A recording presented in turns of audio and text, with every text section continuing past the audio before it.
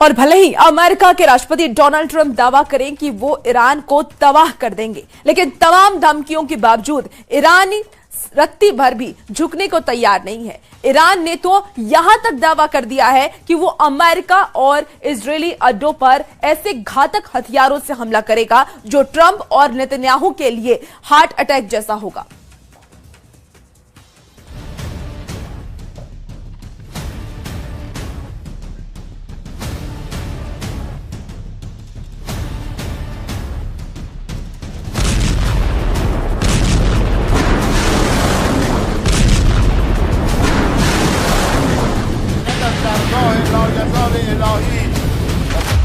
Iran में उतरे heart attack हथियार, तेहरान का सर्वनाश करेंगे ट्रंप।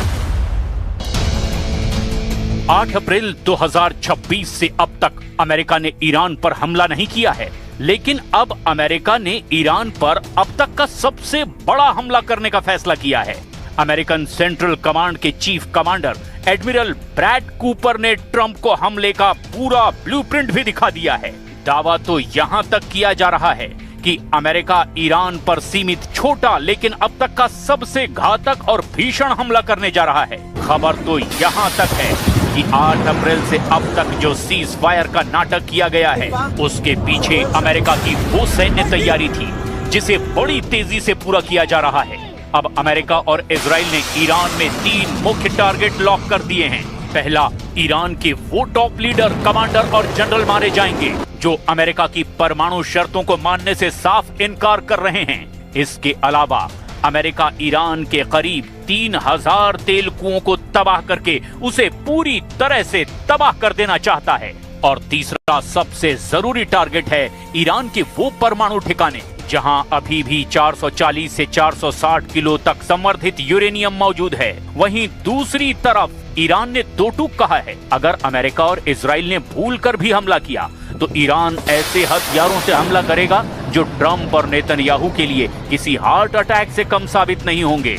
इस बीच सबसे चौंकाने वाली खौफनाक रिपोर्ट ये है कि ईरान किसी भी वक्त परमाणु बम बना सकता है। इन सब खबरों की अब फुल डिटेल के साथ वो विश्लेषण देखिए जो ये साबित करने जा रहा है कि दुनिया अब सर्वनाश युद्ध में प्रवेश कर चुकी है।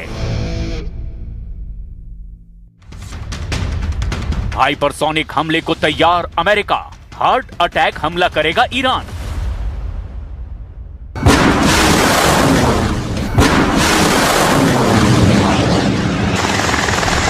अमेरिकी सेंट्रल कमांड यानी सेंटकॉम किसी भी वक्त ईरान के बंदरगाहों, हॉर्मुज स्ट्रेट, खार्क द्वीप, तेल के कुएं और पाइपलाइनों पर हमला कर सकता है। इसके अलावा अमेरिका और इजराइल मिलकर ईरान के नतांज, एस्फान, फोर्दो, बुशर परमाणु ठिकानों पर भी हमले कर सकते हैं। इधर ईरान ने भी ऐलान कर दिया है कि इस बार ईरान ऐसे घातक नए हथियारों से हमले करेगा जिसकी कल्पना ना तो अमेरिका ने की होगी और ना ही इजराइल ने।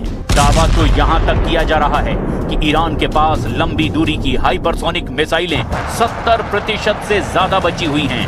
इधर खबर यह है कि अमेरिका भी अपनी डार्क ईगल हाइपरसोनिक मिसाइलों से ईरान में बड़े ठिकानों को निशाना बना सकता है।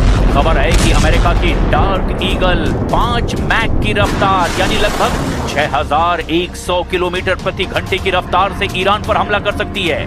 वहीं दूसरी तरफ ईरान की नेवी कमांडर ने ऐसा दावा किया है जिसे सुनकर ट्रंप और नेतन्याहू भी बेहद तनाव में आ गए हैं। ईरान की सरकारी मीडिया में ईरानी नेवी के commander rear admiral Shahram Irani ने जो कहा उसे सुनकर आप भी हैरान रह जाएंगे।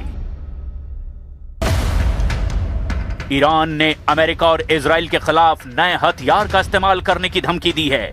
ईरान ने कहा है कि उसका ये हथियार दुश्मन के खेमे में खलबली मचा देगा। ईरान ने ये हथियार निकालने की धमकी ऐसे वक्त में दी है जब अमेरिकी राष्ट्रपति डोनाल्ड ट्रंप ने उनके समझौते के प्रस्ताव को ठुकरा दिया है।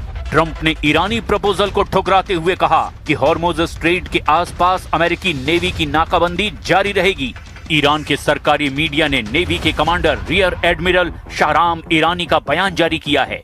बयान में शाहराम ने कहा कि इस्लामिक गणराज्य ईरान के एक ऐसे हथियार का सामना अब दुश्मन की सेना को करना पड़ेगा जिससे वो बहुत ज्यादा डरते हैं। ये हथियार दुश्मनों के एकदम करीब है। मुझे डर है कि उनके नेताओं को हार्ट अटैक आ सकता है। ईरान की इस नई धमकी से फिर से लड़ाई छिड़ने का अंदेशा पैदा हो गया है। ईरानी नेवी के कमांडर ने एक बयान में कहा कि उनकी ओर से अमेरिकी विमान वाहक पोत अब्राहम लिंकन पर हमले किए गए हैं। इसमें कम से कम 7 मिसाइल ऑपरेशन किए गए हैं। داشتیم مذاکره می‌کردیم.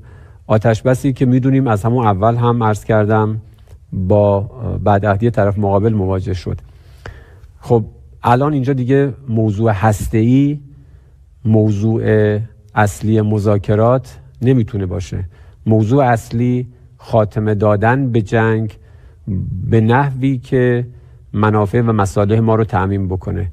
कुल मिलाकर ईरान युद्ध अब ऐसे दौर में पहुंच चुका है कि अब जैसे ही हमला होगा दोनों पक्ष एक दूसरे पर सबसे घातक हथियारों से हमला कर देंगे जिसका अंजाम बहुत विनाशक हो सकता है।